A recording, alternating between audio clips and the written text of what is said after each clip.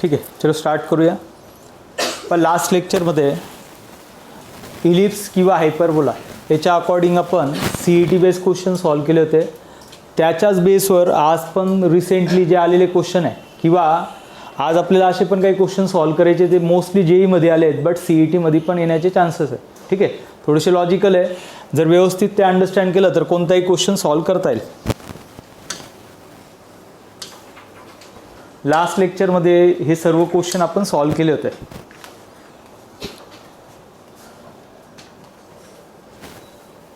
एक triangle base काही questions होते ते सॉल्व केले होते.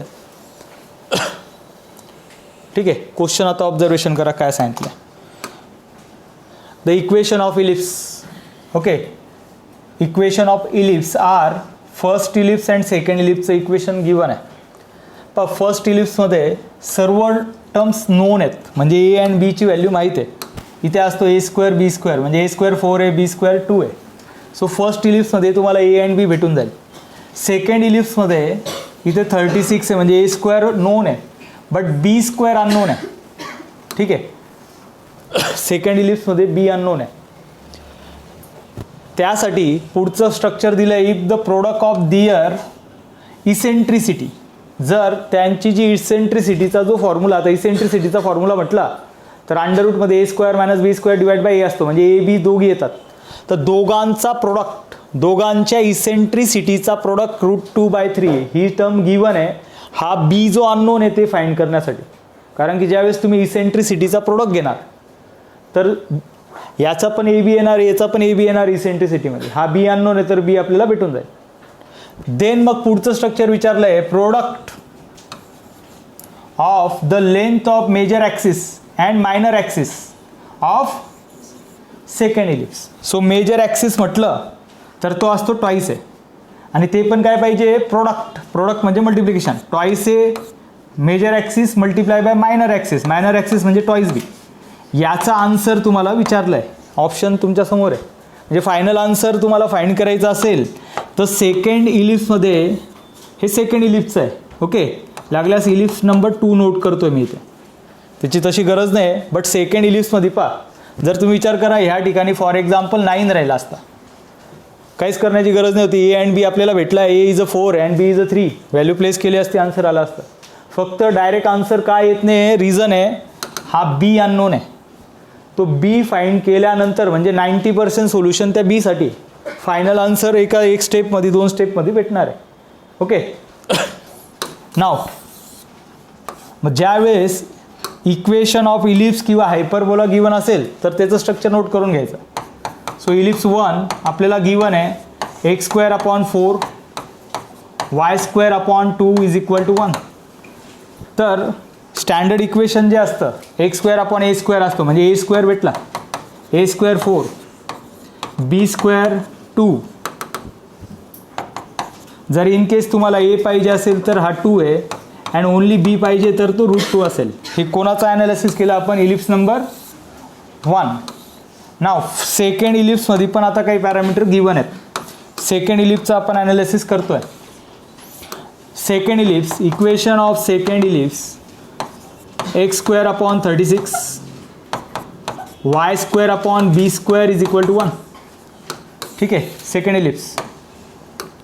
सेकंड इलिप्सचं जर स्ट्रक्चर पाहिलं तर A² हा 36 आहे अँड B² = B²च आहे, म्हणजेच अननोन आहे. So A = 6 and B = B. Ellipse number 2 मध्ये, इलिप्स नंबर 1 मध्ये आपल्याला हे स्ट्रक्चर भेटले आहेत. इलिप्स 2 हे आपण का नोट केलं, कारण की कुठल्याही इलेमेंट जर तुम्हाला फाइंड करायचं असेल either ellipse or hyperbola, A B माहीत राहिला तर भेटून जातो.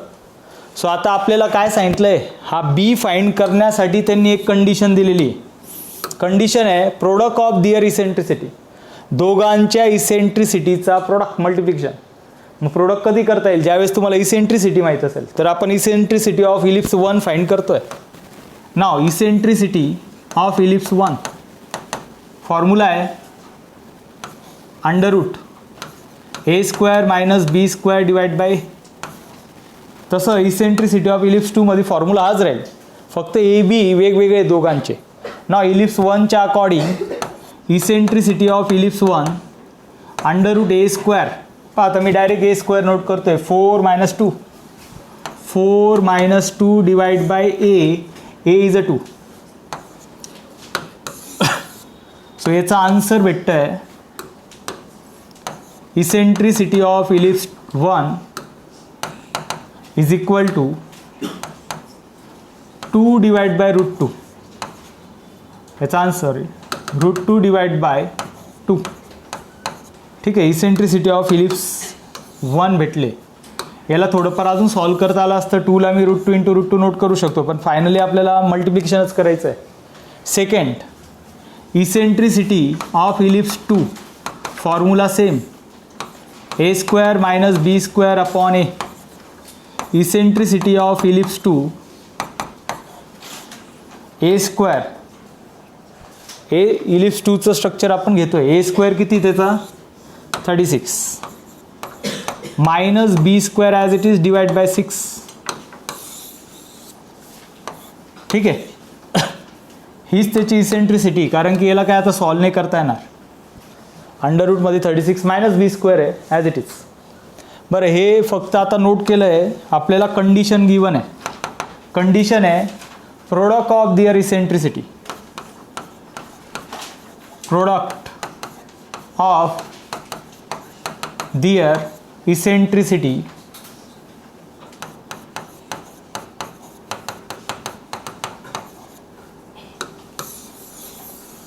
product of their eccentricities is equal to root 2 divided by 3. So eccentricity E1 multiplied by E2 root 2 by 3. ठीक आहे. आलं आहे. इसेंट्रिसिटी ऑफ फर्स्ट इलिप्स या ठिकाणी येणार आहे, इसेंट्रिसिटी ऑफ सेकंड इलिप्स या ठिकाणी येणार आहे. फक्त बी अननोन आहे, बीची व्हॅल्यू भेटली पाहिजे. बी भेटला तर फायनल आन्सरसाठी एक स्टेप लागणार आहे. नाव इसेंट्रिसिटी फ्रॉम इक्वेशन, लागल्यास इक्वेशन द्यायचं तर देऊ शकतात, तशी काही गरज नाही. हे 2 टर्म्स फाइंड झाल्या आहेत. नाव eccentricity of E1 root 2 by 2 multiply by root 36 minus b square upon 6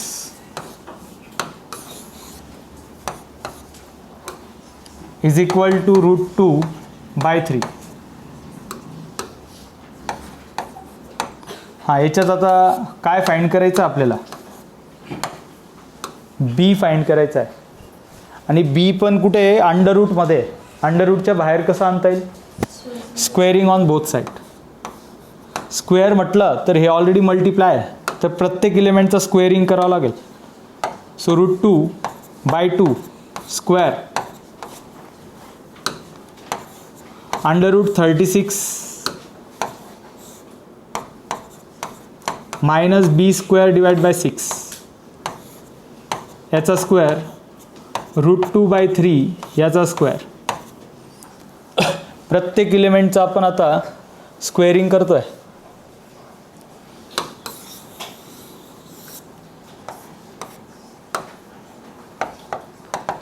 नाव याचा स्क्वेअर असेल 2 बाय 4,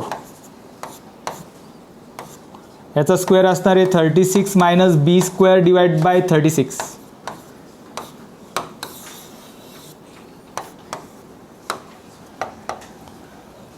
पुढचं स्ट्रक्चर आहे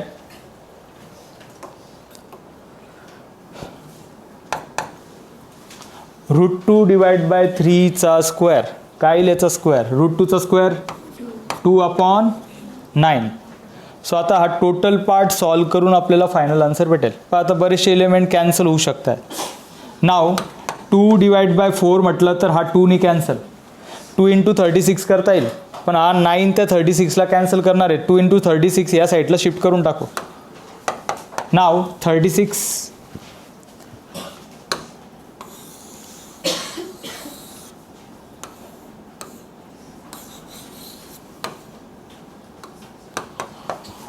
1 by 2 36 B square divide by 36 ह्यालाच आपण असं नोट करतोय 2 multiply by 36 is equal to 2/9. So 36 minus B square is equal to 2/9 multiply by 2 into 36. So हा 4नी कॅन्सल. 9 2 into 2 4 4 into 4 16. सो आपल्याला स्ट्रक्चर भेटतं आहे 36 minus B square is equal to 16. 36 minus 16 is equal to b square. So b स्क्वेअरची value येते 20. आपल्याला बी लागणार आहे, ओनली बी. बी स्क्वेअर भेटला आहे 20.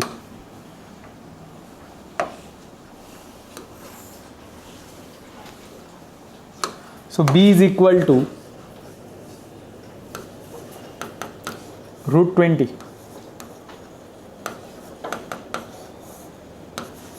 4 multiply by 5 2√5.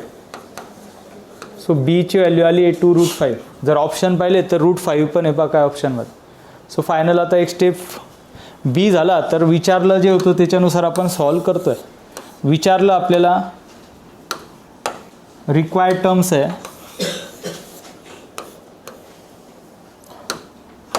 Length of major multiply by minor axis हे विचारलं आहे.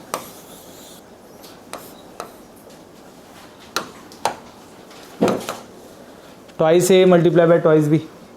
आणि ते पण कोणाचं विचारलं आहे? Ellipse number 2. So ellipse number 2चा ए बी आपल्याला घ्यायचा आहे. हा इलिप्स नंबर 2चा आहे. इलिप्स नंबर 2 मधला ए किती होता? ए होता 6. 2 multiply by 6. 2 multiply by B √5.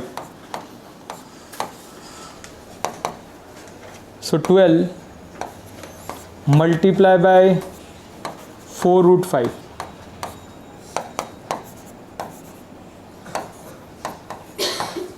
हे आन्सर असलं पाहिजे.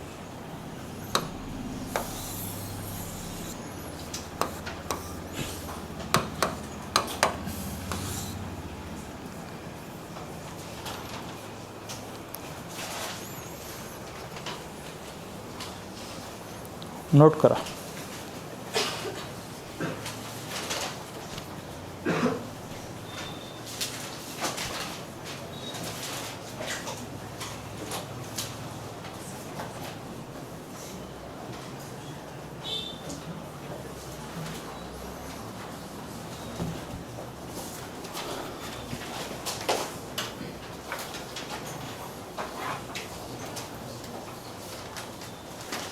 क्वेश्चन है next.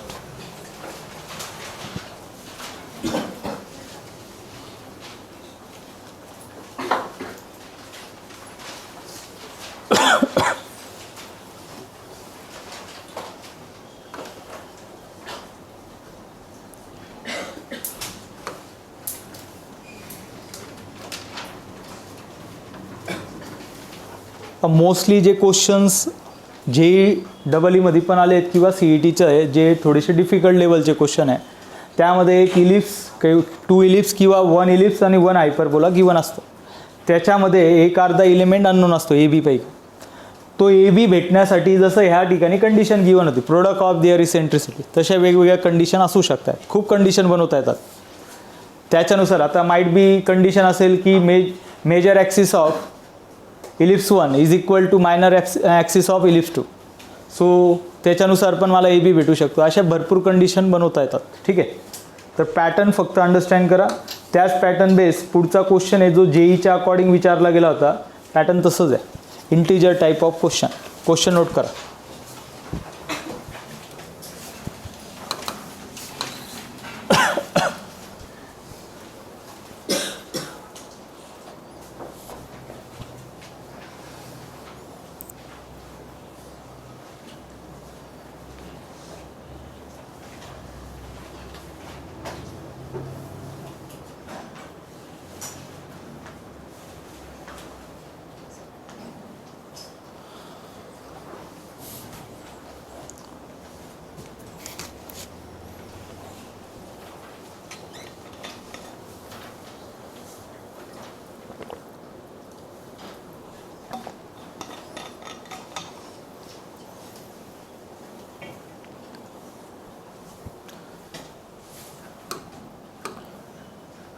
Hyperbola h x square upon a square minus y square upon, पाहता जनरली हायपरबोला किंवा इलिप्स या फॉर्म्युल्यामध्ये डिवाइडमध्ये इलेमेंट्स असतो. इथे काहीच नाही आहे, म्हणजे बाय डिफॉल्ट कोण राहायला पाहिजे 1. तर ह्या ठिकाणी कोण आहे 1 इज इक्वल टू 1. सो हायपरबोलाचं इक्वेशन गिवन आहे.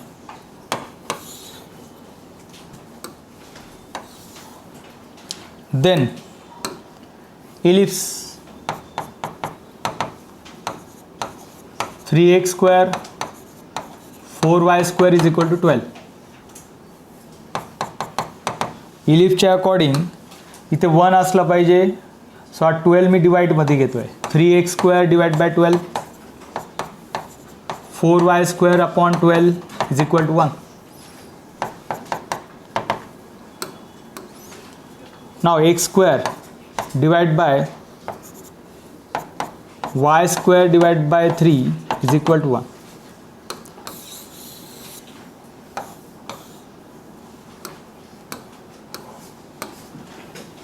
सो हायपरबोलाचं इक्वेशन गिवन आहे, इलिप्सचं इक्वेशन गिवन आहे. तर चेक करा, एक इलिमेंट अननोन आहे परत याच्यामध्ये. हायपरबोलामध्ये ए अननोन आहे. इथे वाय स्क्वेअर डिवाइड बाय काहीच नव्हतं, म्हणजे बाय डिफॉल्ट कोण राहतं 1. म्हणजे बी स्क्वेअरची व्हॅल्यू आपल्याला 1 दिलेली आहे. ठीक आहे. ए स्क्वेअर बी स्क्वेअरपैकी यामध्ये ए अननोन आहे हायपरबोलाचं, तो फाइंड केल्यानंतर काहीतरी आपल्याला सोल्युशन भेटणार आहे. सो पुढचं स्ट्रक्चर आहे length of latus rectum of hyperbola is equal to length of latus rectum of ellipse.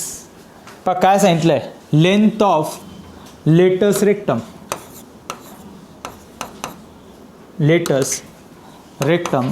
Of hyperbola is equal to length of latus rectum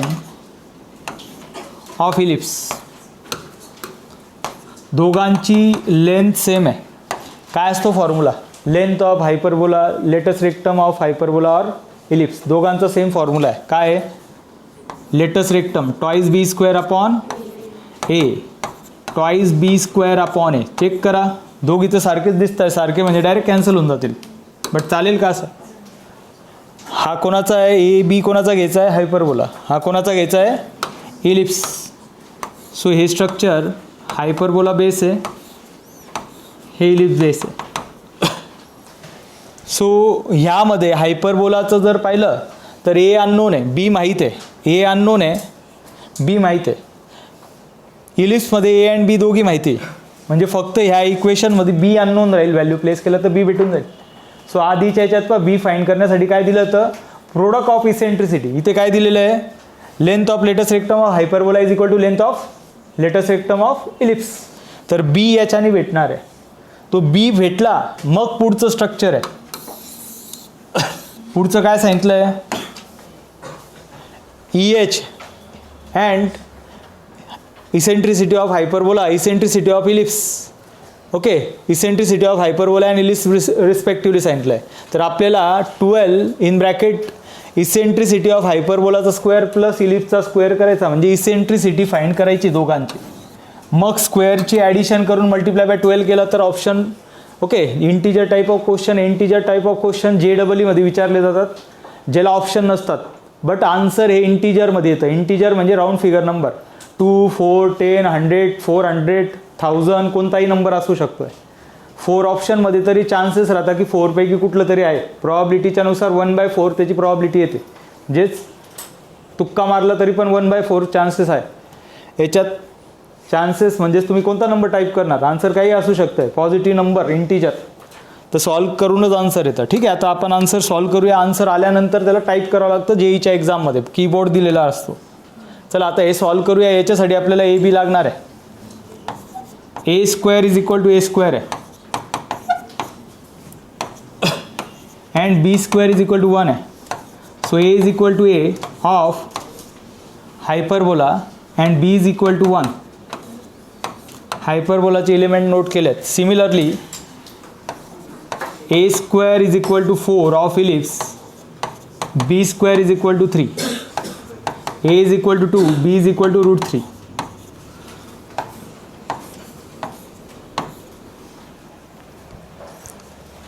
A b note केलं आहे, condition दिलेली आहे, त्या कंडिशनच्या अकॉर्डिंग आता आपण सॉल्व करतो आहे.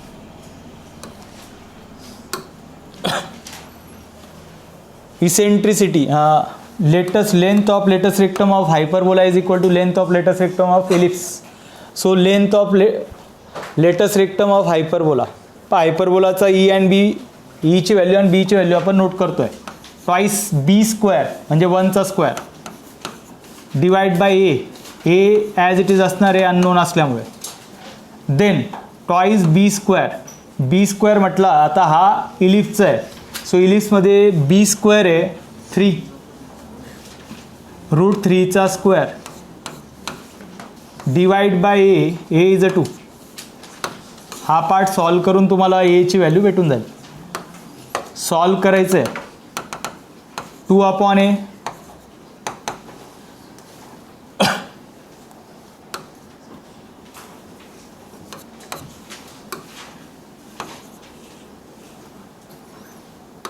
So a is equal to, हा ए जर मी त्या साईडला शिफ्ट केला तर हा 3 या साईडला येऊन जाईल. सो फायनली ए आपल्याला भेटतो आहे 2/3.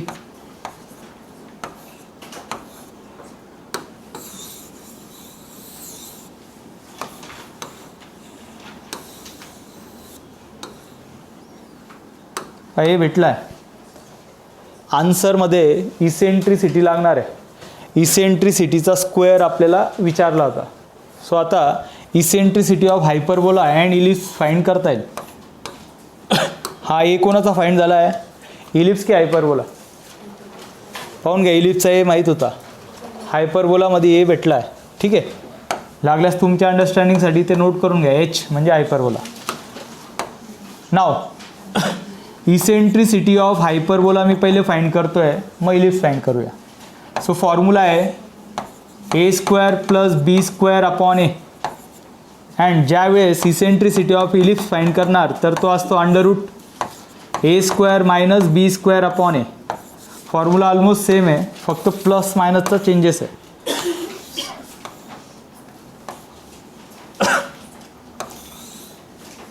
दोघं स्ट्रक्चर सॉल्व करा.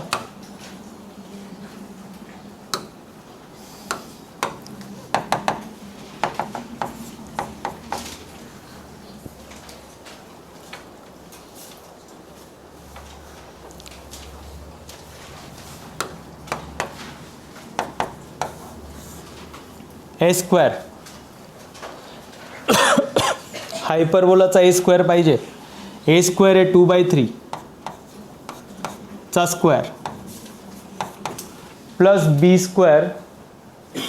b² of hyperbola is 1 divide by a 2/3 आला. सो हायपरबोलाची eccentricity √4/9 + 1 divide by 2/3. So hyperbola 9 + 4 केला तर 13 √13/9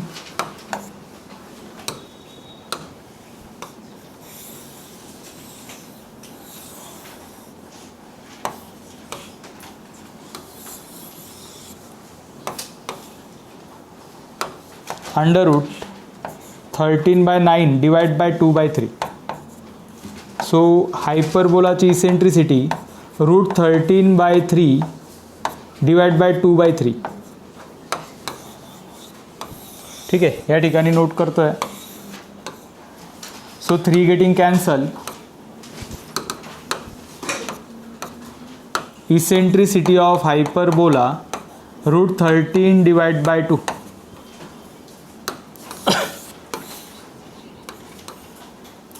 दोघांचा आपल्याला स्क्वेअर लागणार आहे. ठीक आहे, हायपरबोला भेटला आहे eccentricity. Then next parameter eccentricity of ellipse.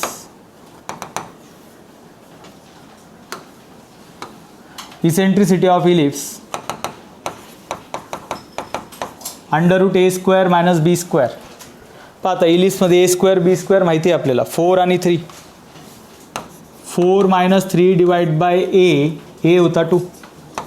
So eccentricity of ellipse 1/2 भेटली पाहिजे. पाहता याच्यात डायरेक्ट आन्सर आलं आहे.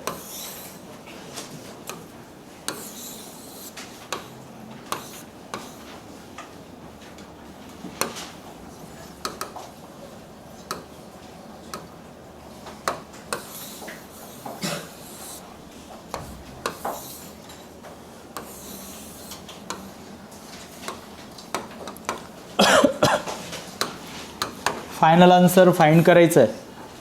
सो फायनली आपल्याला विचारलं आहे 12 इसेंट्रिसिटी ऑफ हायपरबोलाचा स्क्वेअर प्लस इसेंट्रिसिटी ऑफ इलिप्सचा square. So 12 eccentricity of hyperbola square eccentricity of इलिप्सचा स्क्वेअर.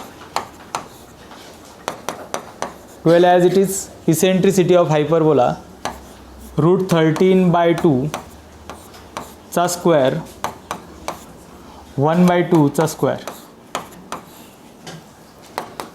12 ॲज इट इज हा 13/4 प्लस 1/4. 12 14/4 दोघांचा बेस सेम आहे.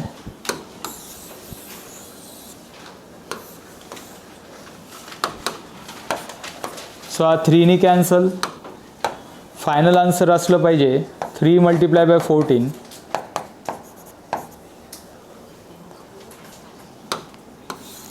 ठीक आहे. आता जे आन्सर आलं आहे तुमच्या एक्झाममध्ये याच्यात ऑप्शन राहिले असते, ऑप्शनच्या अकॉर्डिंग आपण टिक केलं असतं.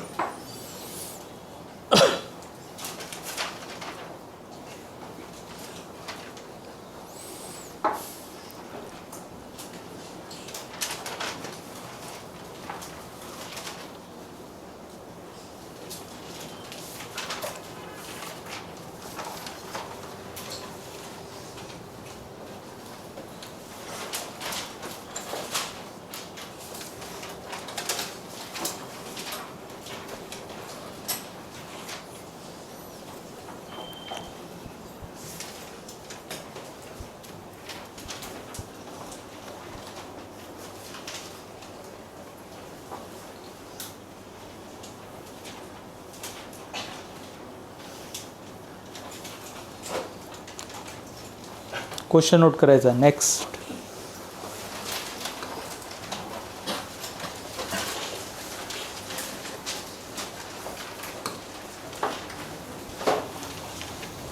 सारखंच पॅटर्न आहे, जेईच्या अकॉर्डिंग विचारला गेला आहे 2020मध्ये. ठीक आहे. क्वेश्चन नोट करा व्यवस्थित आणि ए बीच्या व्हॅल्यूज फाइंड करायच्या आहेत, नोट करायच्या आहेत.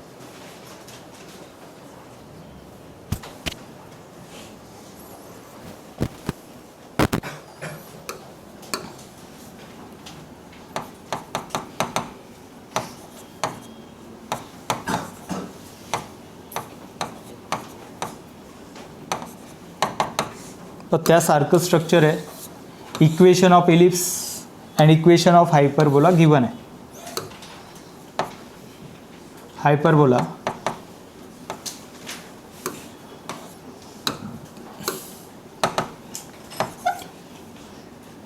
x²/9 y²/4 = 1.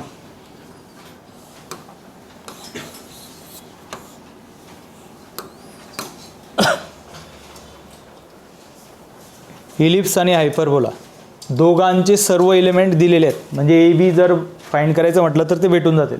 अननोन काहीच नाही, आधीच्या याच्यात अननोन होते. बट आता आपल्याला त्यांनी विचारलं आहे E1 E2 are the eccentricity of ellipse and hyperbola. E1 is the eccentricity of ellipse and E2 is the eccentricity of hyperbola respectively सांगितलं होतं. So E1 E2 is the point on the ellipse. हा जो नवीन ellipse दिलेला आहे त्याच्यावर हे point आता coordinate फॉर्मॅटमध्ये दिलेले आहेत. म्हणजे असं समजून घ्या, E1 इसेंट्रिसिटी ऑफ इलिप्स तुमचं काहीतरी आन्सर आलं 2 किंवा 1/2 आलं आणि E2ची व्हॅल्यू काहीतरी 4 आली. तर हे जे 2 पॉईंट्स आहे 1/2, 4 lies on given equation, given ellipse. हे 2 कोऑर्डिनेट याच्यामध्ये लाईज करतायत. म्हणजे याचं सिम्पल मिनिंग आहे, तुम्ही एक्स आणि वायच्या जागी याची व्हॅल्यू घेऊ शकतायत 1/2चा स्क्वेअर आणि ते काय असेल 4चा स्क्वेअर. सोल्युशन केल्यानंतर कोण भेटेल केची व्हॅल्यू आपल्याला फाइंड करायची, ठीक आहे. म्हणजेच फायनली इसेंट्रिसिटी ऑफ इलिप्स आणि हायपरबोला फाइंड करायचा आहे. तो फाइंड झाल्यानंतर इक्वेशनमध्ये प्लेस करणार, कारण की हा जो नवीन इलिप्स दिलेला आहे याच्यावर हे पॉईंट लाईज करता असं सांगितलं आहे. E1 E2 is a point on the ellipse, त्याच्यावर लाईज करता म्हणजे त्या पॉईंटनी ह्या इक्वेशनला सॅटिस्फाय केलं पाहिजे, असं आपण जनरली आधी पण सॉल्व केलेलं आहे. नाव इसेंट्रिसिटी फाइंड करण्यासाठी ए बीच्या व्हॅल्यूज लागणार आहे. ए बी नोट करा. A square is a 18, b square is a 4, a is equal to root 18 and b is equal to 2. Route 18 लाच आपण अंडर रूट 9 इंटू 2 नोट करू शकतो आहे. Under root 9 multiply by 2, so a is equal to 3 root 2. Square लागला तर square पण आपण use करू शकतो आहे. And b is equal to 2. इलिप्सचं ॲनालिसिस केलं आहे. सिमिलरली हायपरबोलामध्ये ए स्क्वेअर हा 9 आहे, b square is a 4, a is equal to 3 and B is equal to 2.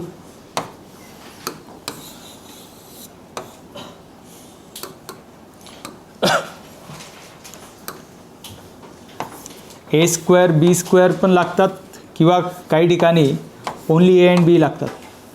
So hyperbola and इलिप्सच्या according हे स्ट्रक्चर आपण नोट केलेलं आहे. हायपरबोलाचं इक्वेशन होतं हे इलिप्स आहे.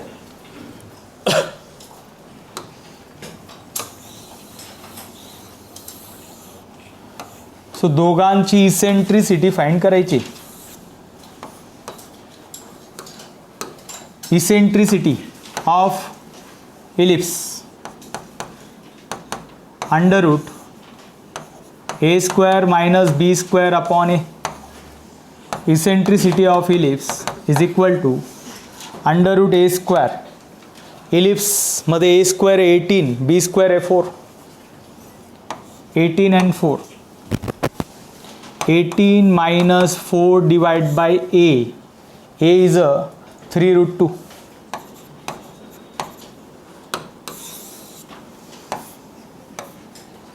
So eccentricity of ellipse is equal to under root 18 minus 4. पण हे note केलं मी direct a square b square. A square minus B square. 18 minus 4 केलं तर root 14 divide by 2 root 2, 3 root 2. याला पण थोडंफार सॉल्व करता येईल. पाहिजे असेल तर हा 1/3 ॲज इट इज स्क्वेअर रूटमध्ये 14/2 नोट केला चालेल, स्क्वेअर रूट असल्यामुळे. 14/2 is a 7. So eccentricity of ellipse भेटते root 7, 1/3 root 7. Now similarly eccentricity of hyperbola. Eccentricity of hyperbola formula same है. A square plus b square upon a. Value place करून टाका, सर्व values माहीत आहे. ए स्क्वेअर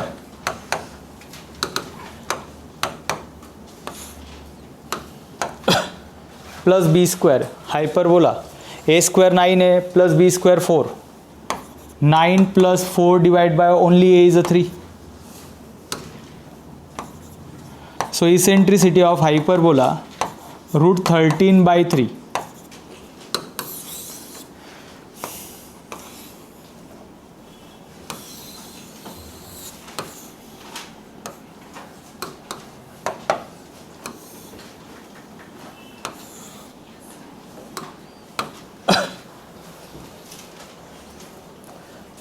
याच्यानुसार तो E1 E2 आहे.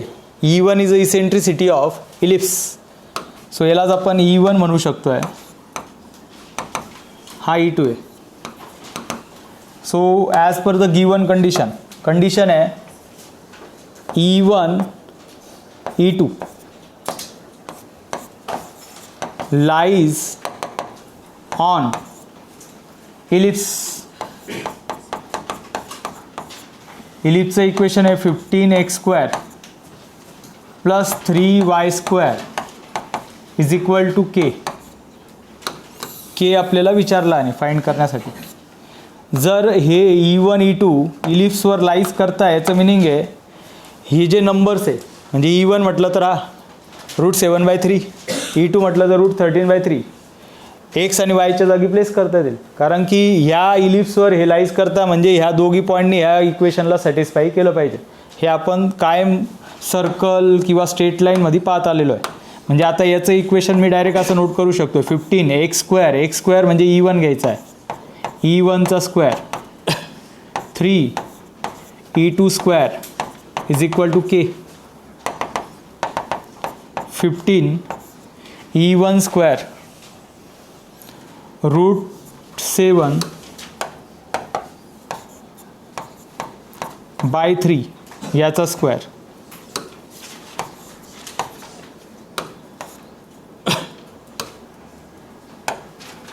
Then 3 multiply by E2 square, E2 आहे √13/3 चा square is equal to K. बस हे सॉल्व करून आन्सर आलं पाहिजे. So 15 multiply by 7/9 plus 3 multiply by 13 divide by 3,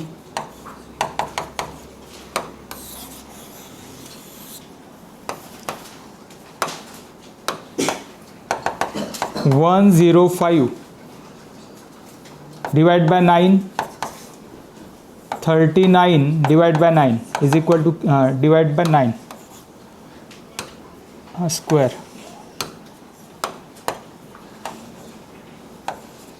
दोघांचा बेस सेम आहे.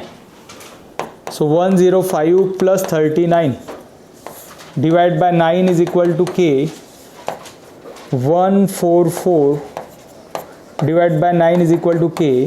Kचं आन्सर असलं पाहिजे 16.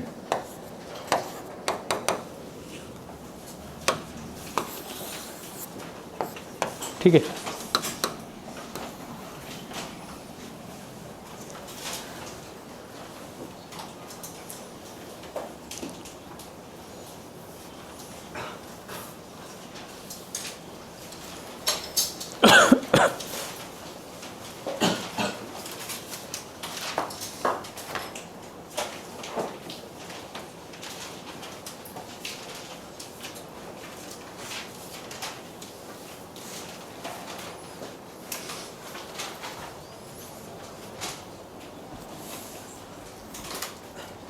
क्वेश्चन नोट करा.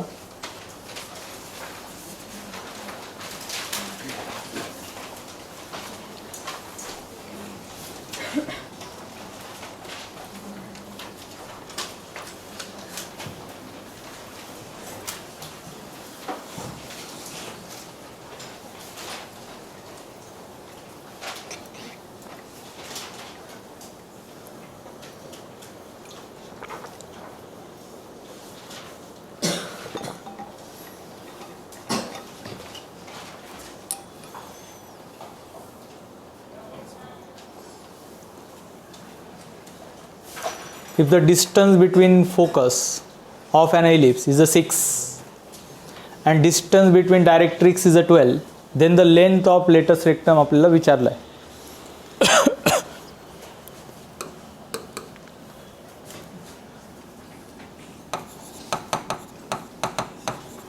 distance between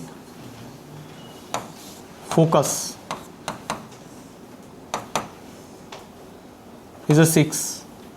फोकस म्हटलं तर ए मल्टिप्लाय बाय ई असतो. सो ट्वाईस ए ई ही व्हॅल्यू 6 आहे. ए ईची व्हॅल्यू आपल्याला 3 भेटते.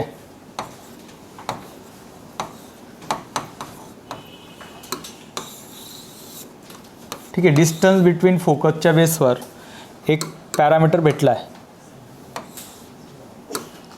Next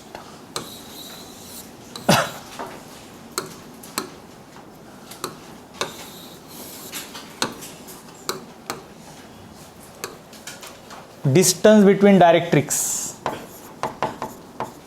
distance between directrix is a 12. So directrix म्हटलं तर twice a upon e is a 12. So हा 2 याला 6ने कॅन्सल करून टाकेल. ए अपॉन ईची value a upon e is equal to 6. पण याच्या थ्रू जर ए ई माहीत राहिला तर हा फॉर्म्युला आपण यूज करतो. B square is equal to a square 1 minus e square, eccentricity of इलिप्सच्या बेसवर. आणि त्याच्यामध्ये पण जर ए ई माहीत असेल तर b square is equal to a square minus a e square. तर ह्यामध्ये ए ईची व्हॅल्यू माहिती आहे. फक्त ए किंवा बीची व्हॅल्यू माहीत झाली तर अननोन टर्म भेटून जाते. आपल्याला लेटस्ट रेक्टमची लेंथ विचारली आहे. लेंथ ऑफ लेटस्ट रेक्टम असतो ट्वाईस बी स्क्वेअर अपॉन ए. म्हणजेच length of latus rectum find करण्यासाठी ए अँड बी लागणार आहे. क्वेश्चनमध्ये ए अँड बी अजून भेटलेला नाही. नाव ऑब्झर्वेशन करा जरा. पहा हा फॉर्म्युला ज्यावेळेस आपण यूज करणार तर त्या केसमध्ये आयदर ए किंवा बी माहीत असेल तर लगेच सिम्प्लिफिकेशन होतं आणि हे पॉसिबल आहे. जर ही टर्म मी याच्यामध्ये प्लेस केली तर याचा आन्सर आपल्याला भेटू शकतं. पहा जर मला ए फाइंड करायचा असेल तर ह्या ईच्या जागी मी व्हॅल्यू प्लेस करतो आहे. सो ईला ह्या साईडला शिफ्ट केलं तर हा झाला a upon 6 is equal to e. हे आहे माझं इक्वेशन नंबर 2. ईची व्हॅल्यू जर ह्या ठिकाणी प्लेस केली, चेक करा आता, ए अपॉन 6 तर हा किती झाला, a square is equal to 18. So a भेटून जाईल. So put equation 2 into 1. Put equation 2 into 1. A upon ईची जी व्हॅल्यू आहे ती आपण याच्या जागी प्लेस करतो. A multiply by e a upon 6 is equal to 3. So a square is equal to 18. A square भेटला आपल्याला, ए स्क्वेअरच लागणार होता. नाव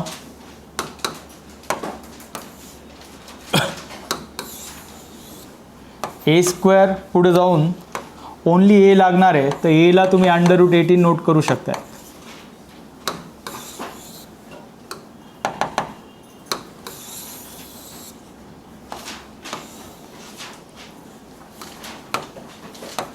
so b square is equal to a square. A square is 18 minus a e square. A ईची value 3 आहे, 3चा square. B square is equal to 18 minus 9. B square is equal to 9. So a square b square भेटला आहे. Finally length of latus rectum पाहिजे. So length of latus rectum twice b square. B square is a 9 divide by a is √18.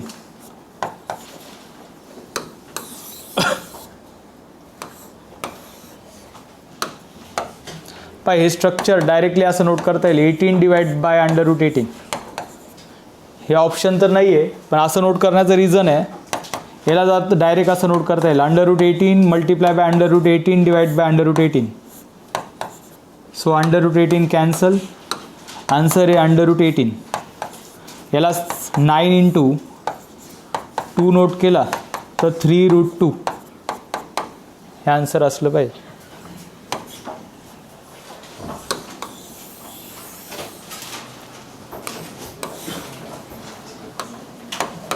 ठीक आहे, एवढं complete करा.